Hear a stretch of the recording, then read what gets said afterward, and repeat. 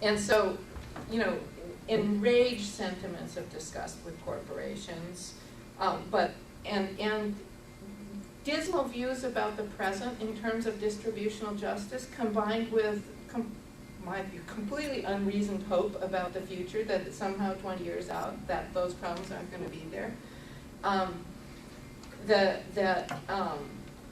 So they can be pessimistic about current inequities, but nonetheless completely hopeful about future distributional justice. Let's see, what else? There's an entire moral judgment component, deep moral judgment to this, which has to do with, which is, I'm trying to signal in this, which is longing for things. It's in the US, it's even more than the UK, a very consumerist longing for technologies, along with a very self-censoring view about overindulgence and about how technologies are feeding to the basest instincts that people have, that they're making us lazy, that they're making us, that they're harming us, and that we are seduced into them. And so this is really a way of starting to think about why ambivalent views, because the way risk perception is viewed, it is not seen as a risk and benefit perception is not seen as a unitary thing. So it's always been the case that you can elicit views about benefit and views about risk, and in fact you can have people who simultaneously hold strong views about benefit and strong views about risk. And so this is partly in that context, but it's also about when you're trying to understand and in some cases anticipate where this is headed. Ambivalence in our case, since it's not that it's strongly formed negative, it's also with that huge amount of uncertainty in it. So we would say that there's a huge amount of malleability present in these views, that they could change very easily, and that's not a message that our government loves to hear either. So, and of course, it's not new that technology studies have recorded ambivalence as a response for a long, long time, and in fact, I don't know, for those of you that have looked at the history of technology and science, the whole, the literature on previous regimes about labor-saving devices, for example, Bruce Cohen, More Work for Mother book.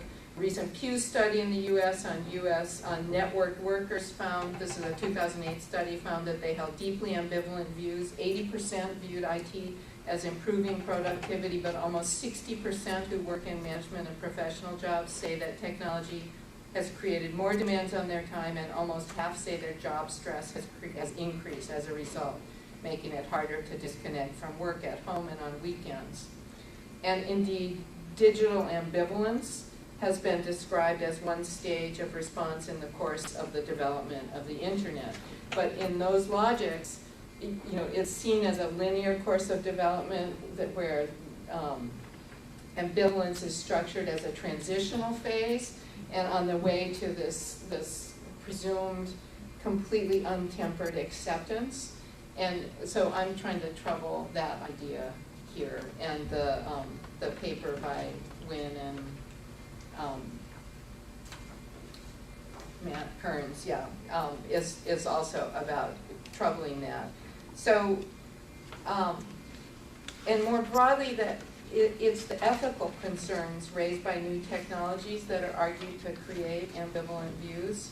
And so there's a huge literature, which you all probably know better than I do, on human and animal cloning, production of transgenic seeds, the human genomes, and synthetic bio, which is arguably part of Nano, huge, to support ambivalence as a combination of what we might call techno-enthusiasm or seduction, tempered by ethical or other concerns. or actual repulsion, depending on how strong those are. And of course, in trying to make sense of this, technology studies tends to focus as if science and technology is this complete self-contained domain. And so if you ask, within this world of risk perception research and science and technology studies, if you ask people why, why they have the views, given that they know nothing about it, what are, and if they produce a view about these new technologies that they know nothing about, what is that actually indexing?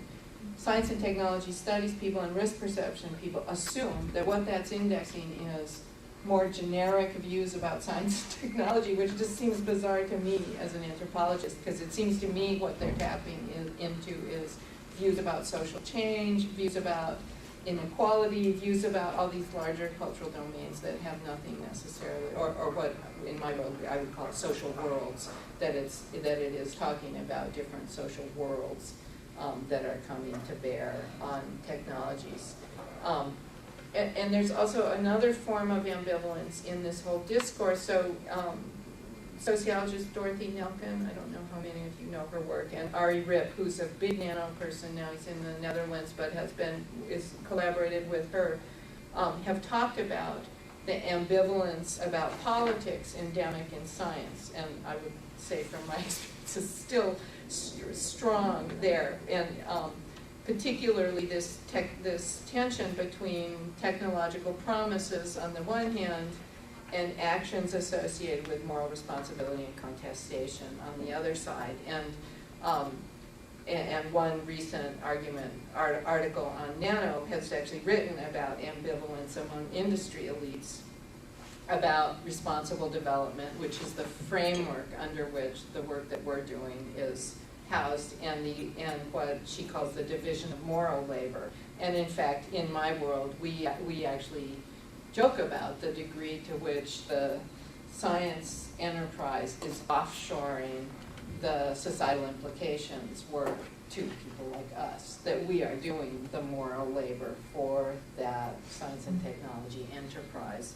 And therefore, the ambivalence in that is on a societal level where you have different social vocations in holding these very different positions between being pro-technology and pro-development and being concerned about ethical and societal and responsible development. And so some locations are doing the techno-promising and other social locations are doing that moral labor kind of work. But on the public side, what we've gotten interested in is much more about the public ambivalence, where the same people are holding, in some cases, highly contradictory views, or maybe more nuanced kinds of ways. So there's been a big study in the UK that analyzed a number of deliberative workshops, and they came up with 5 main themes. This is if you're interested in looking at it, they have a whole published report. It's called Project Deepen, D-E-E-P-E-N. And the 5 themes they came up with that they thought permeated the discourse in those public deliberations about nanotechnology were: 1, be careful what you wish for; 2, opening Pandora's box; 3, messing with nature; 4, kept in the dark; and 5, the rich get richer and the poor get poorer. And so, and those are a lot of the same themes that we're finding, but I would say all of those are ambivalent themes about promises and perils,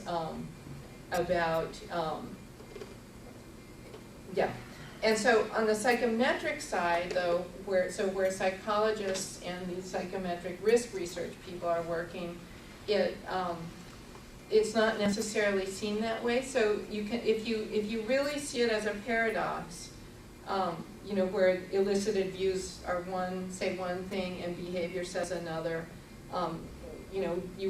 some researchers would argue it represents, completely competing conscious and unconscious desires, for example, or thoughts.